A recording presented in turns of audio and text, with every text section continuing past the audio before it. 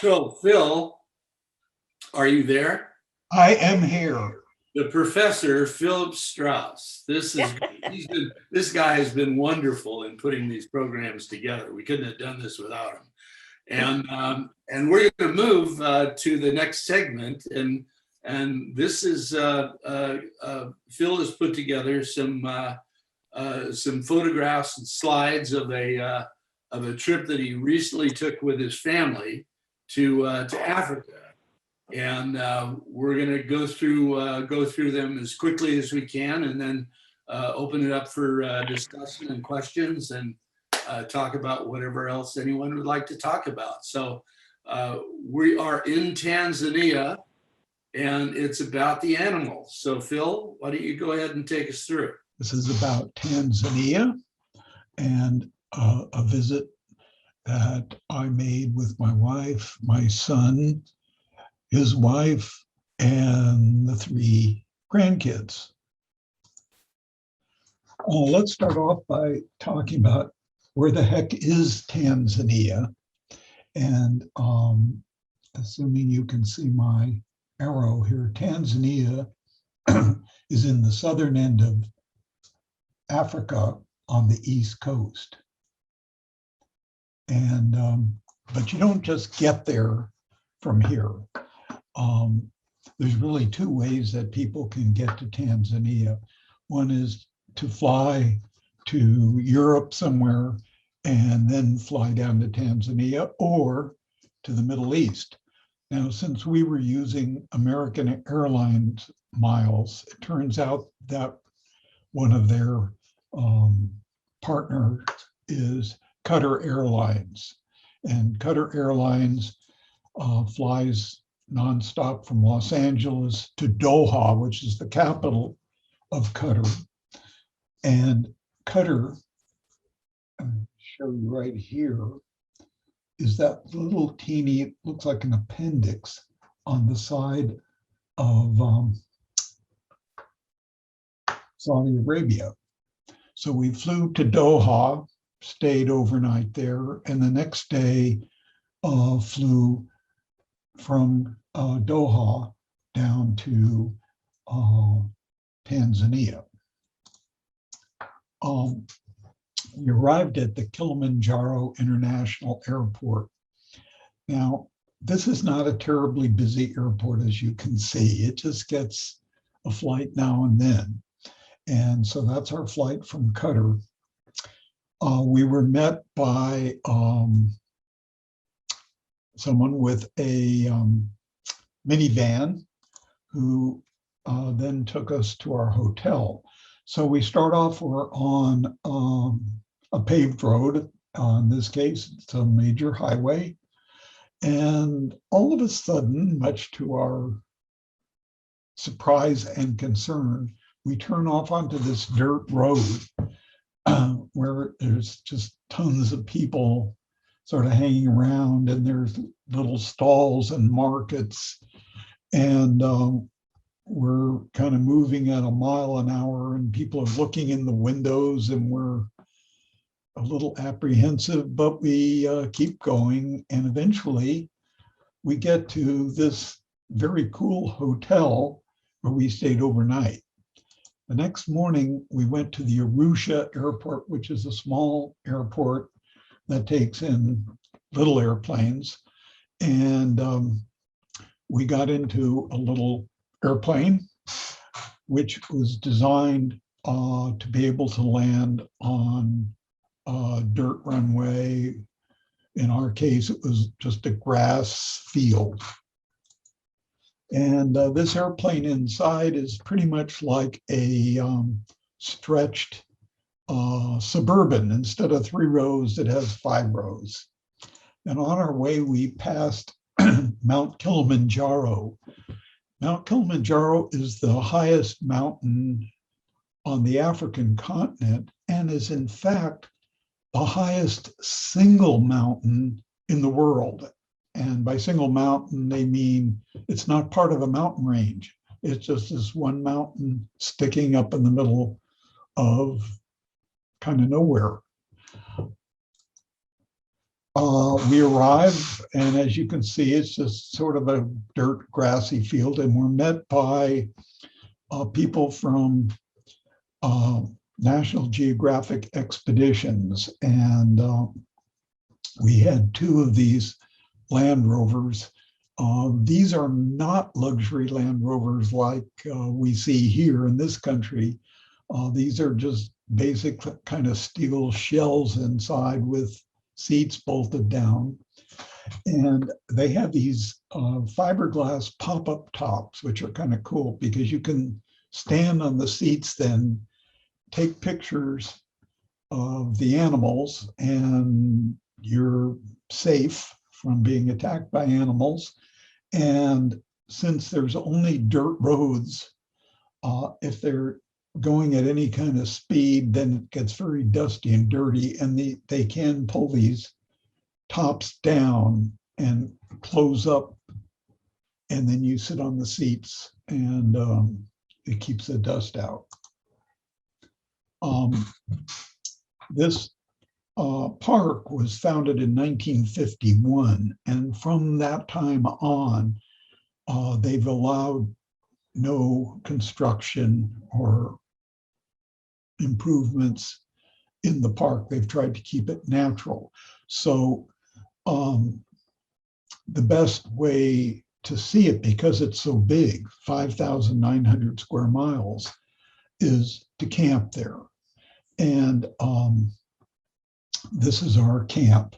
And the big tent is where you sort of the living room if you want to sit around and read a book.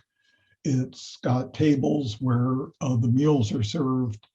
And then the little tents down on the side are essentially like hotel rooms. And we had three, one for Irene and I, the middle one for the three grandkids, and the other one for our son and his wife. They're very nice inside. I mean, we had a real bed. So let's move on to the animals, which we're there about. They feel that they have had very good success in protecting the elephants from poachers, and the population in the Serengeti National Park for elephants is increasing. And at this point in time, they believe their population is 1,360 elephants. And one of the nice things about this park is there's so darn many animals, almost 2 million large mammals in this park, that you're able to see lots of animals and be in a position to take wonderful pictures. So okay, now I'm going to show you a video of this elephant family. The large one in front is the mother elephant. You'll see a small baby, which I'm told is just a few months old. And then there's the next one, which is, I believe they were thinking it was about a 2-year-old, and you'll see a whole family of elephants here. And I'm going to stop talking when I start the video so that you'll be able to hear the sounds that my camera picked up. So here we go.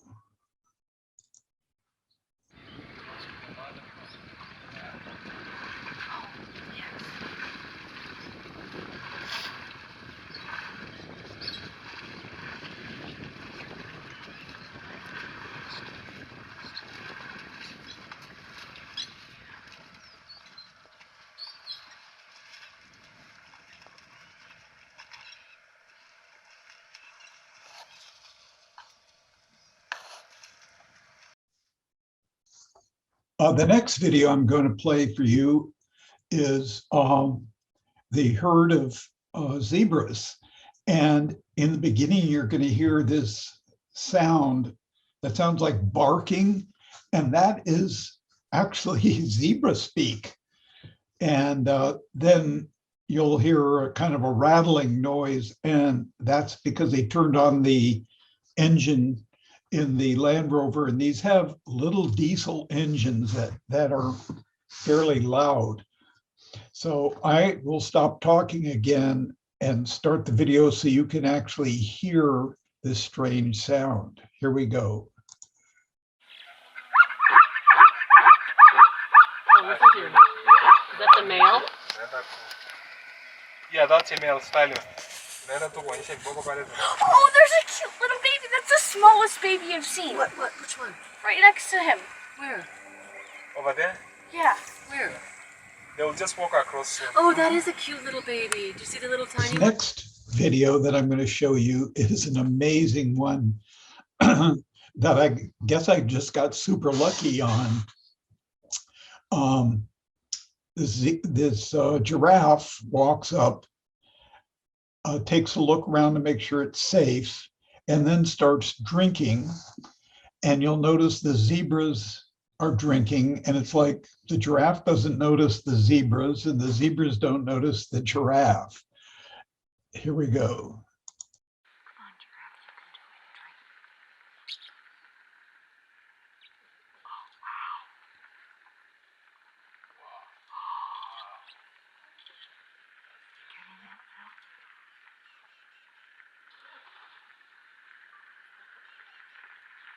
When he lifts his head up, you can see the water coming out.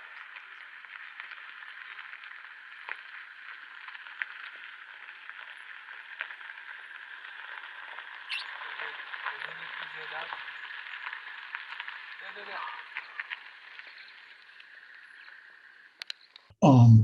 Amazing close-ups are possible, particularly on giraffes. Lions are nocturnal, and so they only hunt at night. And what we're told is that they eat every other day, and so they only hunt every other night. And so this is just along the side of the road, lions kind of snoozing. And you drive up in this thing, even with this kind of noisy diesel, and sometimes they'll just look up at you. And I think what it's all about is, think about it. This has been a park where they've been safe since 1951. So, we're into a couple different generations of lions, and essentially they've had no reason to fear these vehicles running around. And so they just lay there. And, you really can get pretty close and take pictures. This is a den. This next video is a lion that is walking between our two Land Rovers. And the noise you hear again is the diesel engine of the Land Rover. And as you can see, the lion could care less. It just keeps on walking. Yeah, those ones just had them. Poor thing. It's going to get a shade. Oh my gosh, just walked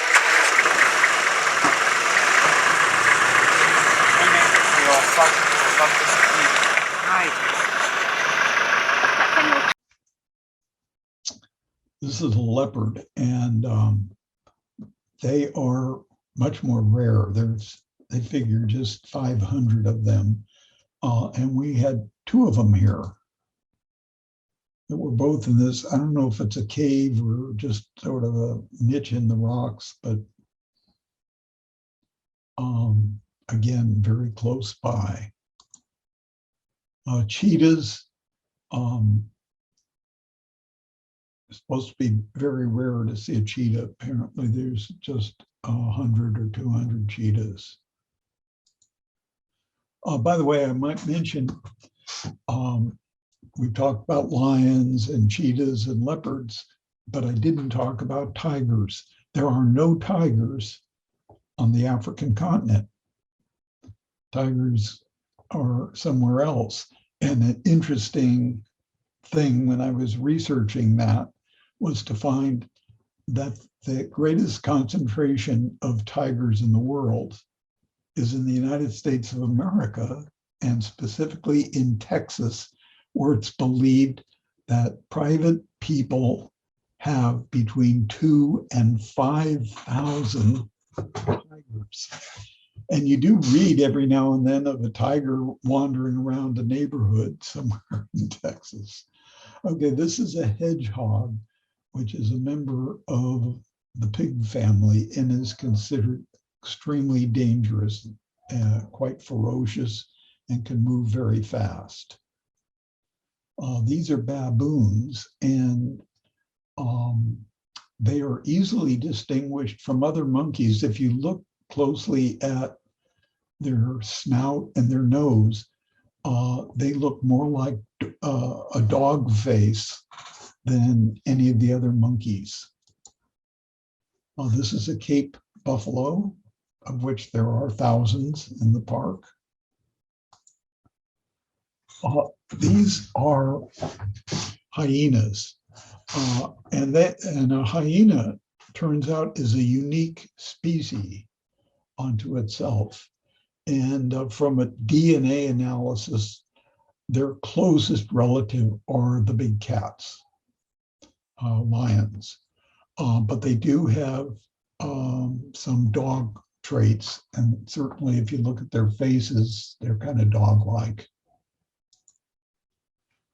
These are Thompson gazelles, and there are, I believe they estimate 250,000 of them, and they are considered African fast food, and they can move 60 miles an hour. Their only problem is that a lion for brief periods of time can move at 70 miles an hour. This is a wildebeest, and a wildebeest is an antelope, or in the antelope family, as is the Thompson gazelles that we just saw. And this is the animal that has the highest population in the park. There are 1.5 million of these gazelles, of these wildebeests. This is a hippopotamus, which is considered the most deadly animal to humans. And the reason is they have such enormous teeth.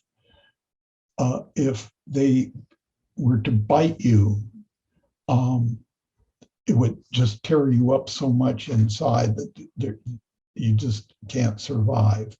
And these things can move at 20 miles an hour. This next video is a bunch of hippopotami. And once again, in Tanzania, you don't see a hippopotamus, you see a whole river full of them. And you'll also notice that they're like splashing. What they're doing is they're throwing water onto their backs, because apparently their skin is sensitive and they can get sunburned. And so by tossing this sort of dirty, muddy water onto their backs, that bit of dirt dries on their back, and I guess kind of works like sunscreen. So here goes the video. And again, I won't say anything so you can hear.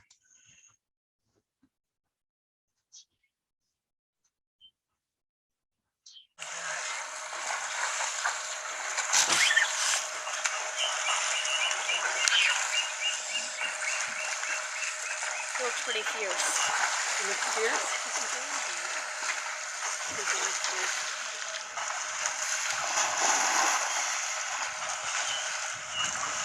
Mad hippo. Take a picture. One of the super fun and interesting things we did was we took a ride in a hot air balloon. And on this particular morning, there were 3 of these, and you'll notice the gondola laying on its side. There were actually 3 of these balloons that went together, and in the video that you're going to see, there's a part where I look back and you'll see the other 2 were in the first balloon.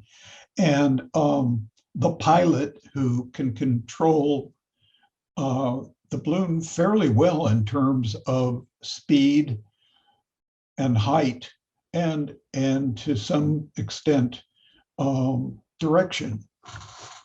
Anyway, these hold 10 passengers and the pilot, who's in the middle, where he can work the burner, and also he can open and close a flap that helps direct the direction of the balloon.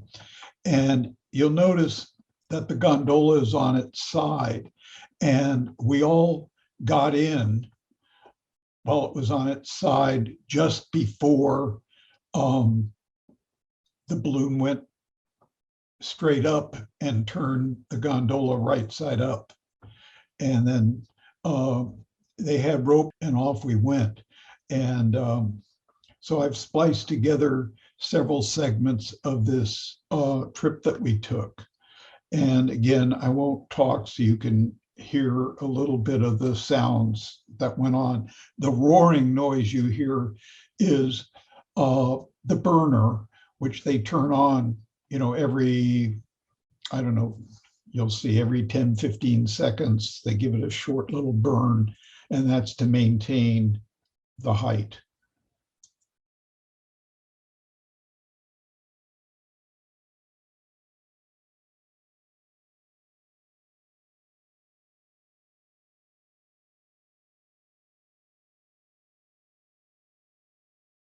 Straight ahead where we're heading. Is in the grass also not easy to see.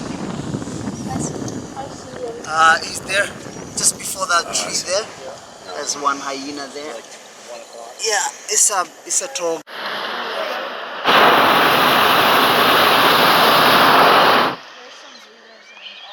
think there's some zebras in the group.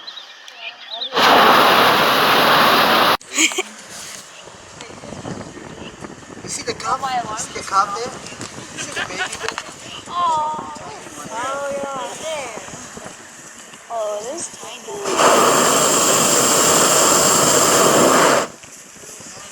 That's my house. Oh, definitely. Oh yeah. I mean,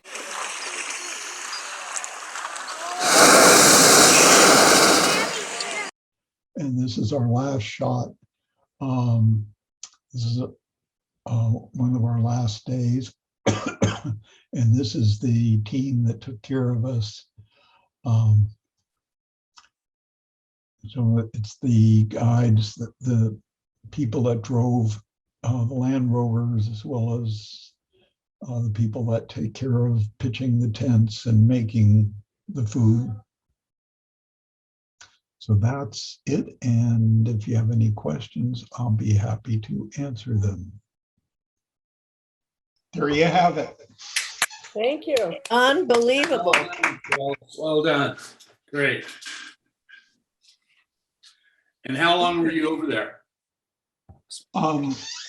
We were there a total of 3 weeks, but we were 2 weeks with our family from Larkspur and doing the animals. Then in the name Tanzania, the second part, the Zan part, is from Zanzibar, and Irene and I then went out and spent a week on Zanzibar Island. Wow. Wow. Have you written any books, Phil? What's that? Have you written any books? I mean, you could write a travelogue. We probably could, actually. We've done a lot of traveling. I racked up an awful lot of miles in the years of working. I had 2 million miles with American. So we've gone a lot of places using those miles. So Phil, when you started this presentation, I missed seeing the little plane go across the globe. You know, I'm not hearing well. It has to do, something went wrong with the audio. And I'm going to try to fix it because I can barely hear you. And I know there's this echo.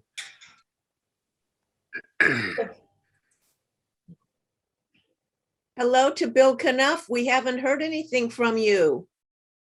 Because I haven't said anything. Well, okay. Bill, Nice background. Oh, sorry, I checked in late. I got held up a little bit, but Phil, I love your pictures. A couple of questions. That base camp you were in, was that the only time, were you just that one base camp, or did they move the base camp at all? he may not be hearing you, Bill. Yeah. Evidently, I would, yeah. Oh, the other thing, I'll just make a comment. He said they used the National Geographic. We did a couple of trips with the National Geographic, and they just do a fantastic job. We had a great time. We did one trip to the Galapagos Islands, and it's similar in terms of seeing the animals. You get off and walk around the islands there, and the birds and everything. They don't even move because they've never had any reason to be afraid there. So that was pretty interesting. And then we also did a trip of, we had a granddaughter interested in volcanoes. So we went to all the volcanoes in Italy, and that was a great trip too.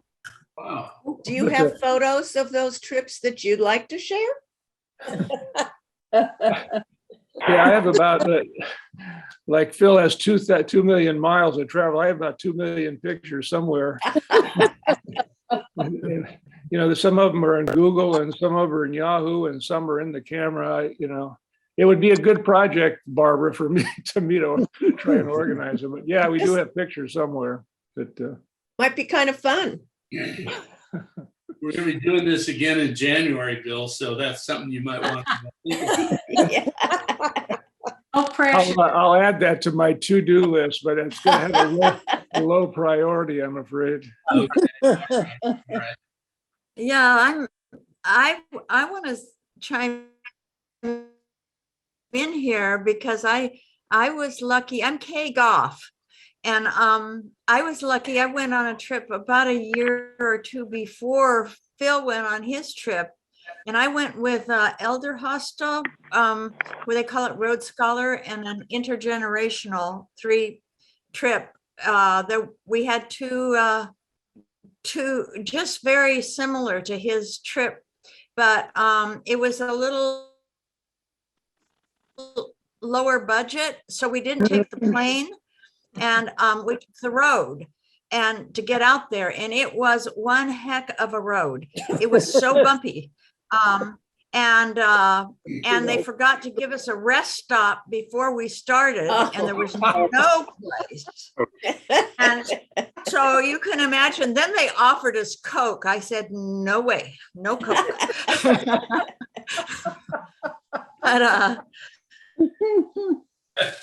But the road going out there was just the bumpiest road I have ever been on. And the guide said, well, just think of it as an African massage.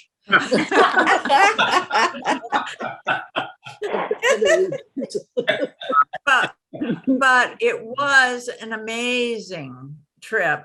Amazing to see those animals. I really don't have any desire to go to a zoo anymore. To see how it's such a different view to So see the animals. how long a in their drive was habitat. that? How long a drive was that for you? How Well, long? you know, it might have been 5 or 6 hours. Wow. It was a long, well, you couldn't go very fast. Were you in a Because car? it was so dang bumpy. Anyway, it was grueling, and I understand why you would take. When we got there, we did pass the airport, and I thought that would have been nice. Next time. Anyway.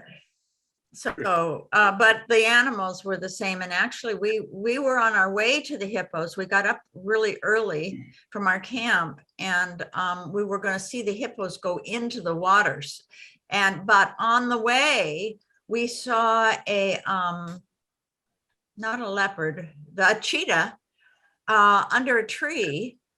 And as we stopped and watched the cheetah, it got up and it was looking at some gazelles. And we actually saw a cheetah take down a gazelle, which they said it was very unusual to be able to witness that. And I guess it was worth not seeing the hippos go into the water. We got to see them when they were in the water. But we saw lots of marvelous things, and it was really a fabulous trip. So I love watching your pictures, Phil. They remind me of that wonderful time, and anyone who gets a chance and is willing. I was a little worried about that African massage, but you know what? I think it did kind of straighten me out a little bit. That's great. Okay, where are you living now? Where am I living? Yes. I'm living in Monterey. Oh, I moved into actually Pacific Grove, which is right next to Monterey.